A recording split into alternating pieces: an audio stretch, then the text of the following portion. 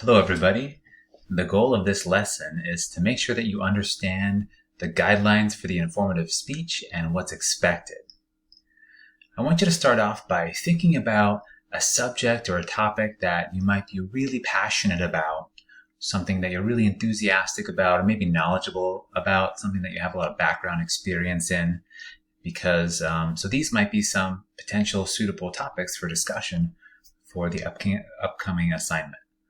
Or it could be something that you've always wanted to learn more about and you want to do more investigation on, and that will help you to educate yourself about the topic so that you can then discuss it with the class. So let's look at informative speaking. Okay.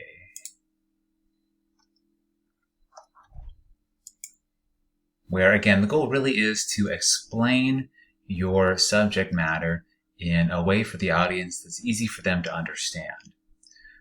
So your topic first and foremost should not be too broad. You want to typically make it as narrow and as focused as possible, because if you have your three main points that are too big and containing too much information, then you won't have the opportunity to go into detail in those main points. So you want to go more narrow. Instead of talking about climate change, just talk about ocean acidification, or just talk about, maybe the greenhouse effect. Don't talk about all of those things that are involved, because you're not going to be able to explain it clearly in 6 minutes. There's just too much to discuss. So get more focused and narrow. That's typically my advice. So pick something, fresh, interesting, exciting, things that the audience might not already be too familiar with. Think about things that are recent, contemporary, or consider explaining something in a way that we had never really thought about before. So those are some different ways to think about topics for this assignment. Even though you want to be somewhat objective and impartial, that doesn't mean that you can't be passionate about it and that you can't have opinions. It just means that the goal is not to persuade them, because that's the persuasive speech. Rather, your goal in this assignment is just to educate and to enlighten the audience, not to advocate for a particular position. So you can explain a controversial issue or subject, but you wouldn't be motivating the audience to side one way or another. You're just giving them the information.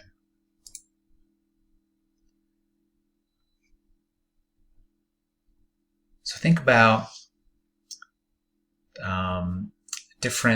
so these are some of the different categories for the informative speech. So number one, you could talk about some technology, some items, some emerging new, tech.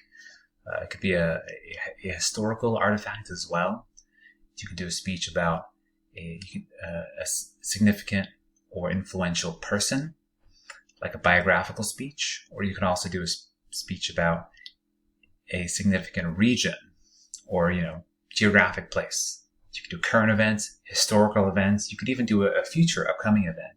Let's say, I think that they postponed the Olympics to next year. So you might do an event, a speech about that event. Issues, you could provide an overview explanation on a variety of different issues. You could explain a philosophical concept for the audience, or a scientific concept, or a religious or spiritual concept. So those are some options. And lastly, you could do a how-to demonstration or a process speech, as long as it's something that you can incorporate research into and, make sure that all of your statements are supported. And that is something more extensive rather than too simplistic. So how to, bake something would be too simplistic, but maybe how to, maintain your vehicle, or how to succeed in a job interview, or maybe just the process for how baking, works, as opposed to just baking, a simple dish. So those are some different options for the different types of informative speeches. For your upcoming presentation, you should expect to speak between 6 and 8 minutes and have a minimum of 5 citations or sources. And that's a bare minimum. You'll very well likely want to go over that to make sure that all of your claims and facts and statements are fully supported, and that you have ample evidence to support your message. 5 is just the bare minimum. You'll also have a slideshow. So we're going to talk more about the slideshow and the research expectations so that you know what to do for that. Starting with the slideshow. For this class, the emphasis is on your presentation and on your delivery. So you don't want the slideshow to take place of you as a speaker sharing the information to the audience. So you don't want paragraphs of text. Keep it simple, limited, concise. The 6x6 rule says no more than 6 points per slide and no more than 6 words per line. So you can see here that this follows that rule. 1, 2, 3, 1, 2, 3. 1, 2, 3, 4, 5 words on the last line there. So the slides just help the audience follow along. They add color, visuals, images, use lots of multimedia. If you're using video, keep it concise, relevant. Use the video to demonstrate something that you're describing. But don't use video to just replace your material. Don't just say, okay, I've got 6 minutes to fill up. I'm going to speak for 3 minutes and show a 3-minute video. That doesn't fool me. It doesn't fool anybody else. And usually the video that you show is just replacing your speech. So avoid that. Avoid too much text. So these are some common mistakes. In a classroom setting, you might have the experience of turning your back to the audience if you're looking at the screen. That's probably less likely in this setting. Speaking virtually, make sure that you rehearse with your slides so that there's no unanticipated things that come up, whether it's a link that doesn't work or a slide that you weren't expecting to come up next, or you'd be surprised how many people start their slideshow and they don't know how to start it. Like on Google Slides, there's a play button. On Microsoft PowerPoint, there's a bunch of different ways to start the slideshow. You typically have to, go to there's a tab you hit and then you go to start slideshow. So practice, rehearse, make sure that you know how all that works before presenting live or recording your speech. So about the different kinds of presentation software, you can use Google Slides, you can use the Apple Keynote, you can use Microsoft PowerPoint. If you use Keynote, I have noticed some formatting issues sometimes with if you're saving it and reopening it in a different program. But you can use either one, then that'll work fine if in this virtual setting you're presenting from your own device. So that is all fine.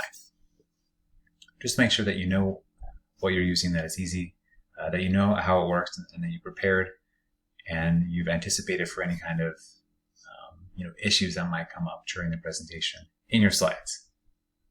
Luckily, if you're presenting at home, then you're on your own device, so there's less likelihood of errors. Avoid unnecessary videos like I discussed. The infographics that take up the whole page, and the audience can't typically really decipher that in just a couple of seconds, so it's not helpful, and it has way too much information if it has a ton of facts and figures and numbers just on one image or chart. So keep things just simple, straightforward, and clear for the audience.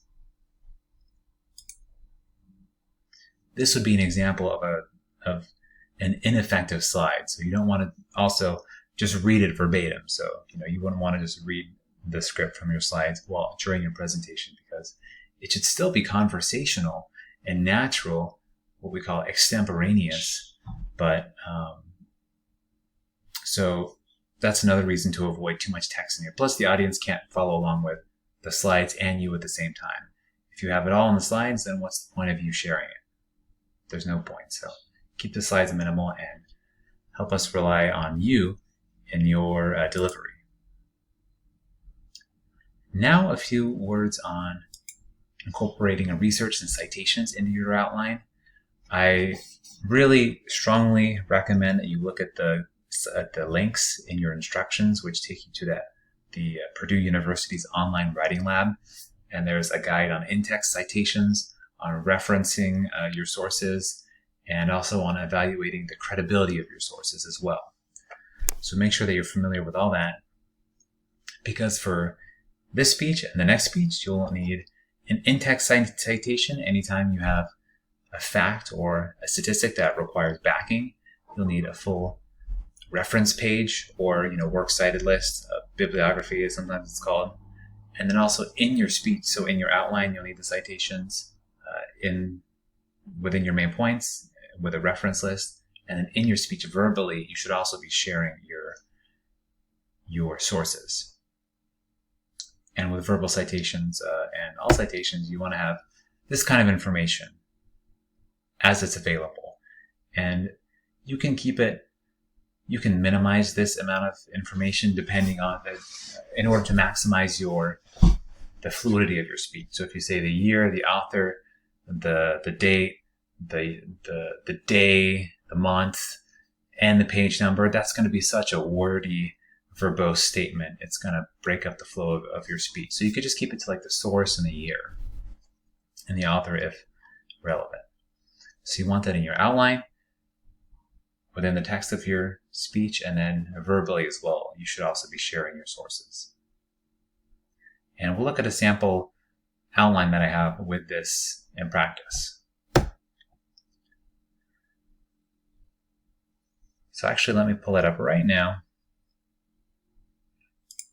So here's a sample persuasive speech that you should have available in your file section. And you can see here, so this is a persuasive speech. So that's your final assignment about how prevention is the most important a form of healthcare. And you can see there's a fact here. Let's just kind of go into the second main point, that half of Americans lived with one or more chronic conditions in 2012. That's a statistic from the CDC from an article in 2017. And I think that's probably the same article. So if you're reciting an article in the text of your speech, then you don't need to restate the title. You could just have the source in parentheses and the date. So another citation from, this should be the same source here. So the CDC in a chronic disease overview article says that chronic conditions make up 86% of healthcare costs. So if I say 86% of healthcare costs are from chronic conditions and then don't give you the source, then how do we know it's legitimate? It's not verifiable if you just state that source, or if you just state that fact or statistic without any backing. You need the source to prove yourself credible. And then at the end here, you can see chronic disease overview. There's the reference at the end of the assignment. So this would be the reference list, or like a works cited page. So you can see this is the full outline format that you should expect to follow. This one has a lot of citations, so that might be intimidating, but you should aim towards more than less citations. So another stat here. Let's see, morbidity and mortality weekly report from the CDC. These are all CDC sources. Let me have another one here. So this is about, healthcare spending. So the Congressional Budget Office, or CBO, says that in 2016 we spent over $950 billion on healthcare in America. And that is, again, listed here somewhere. Congressional Budget Office, federal budget in 2016. That's the citation. So there's the in-text citation and then the reference at the end. And you should have both in your speeches, in your outline and in your verbal presentation as well.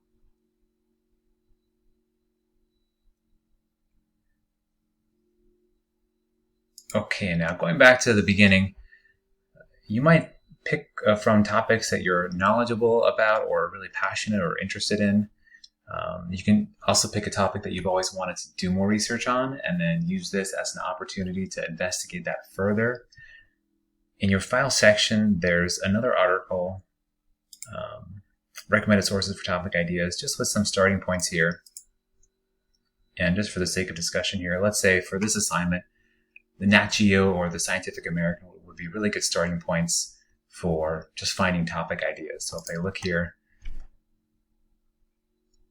you can see, you can talk about black holes. You could talk about the Nobel Peace Prize and how that started. You could talk about You could define the term gaslighting. So these are all different topic ideas for an informative speech. So go ahead, select a topic, think about something that you want to discuss, and do some research, compile some sources. You're going to have some related assignments for this due on Canvas. So once you have a topic and get some sources, that's the most important part of that, and brainstorming ideas for main points. So start with that. Good luck. Let me know if you have any questions, and I'll see you soon.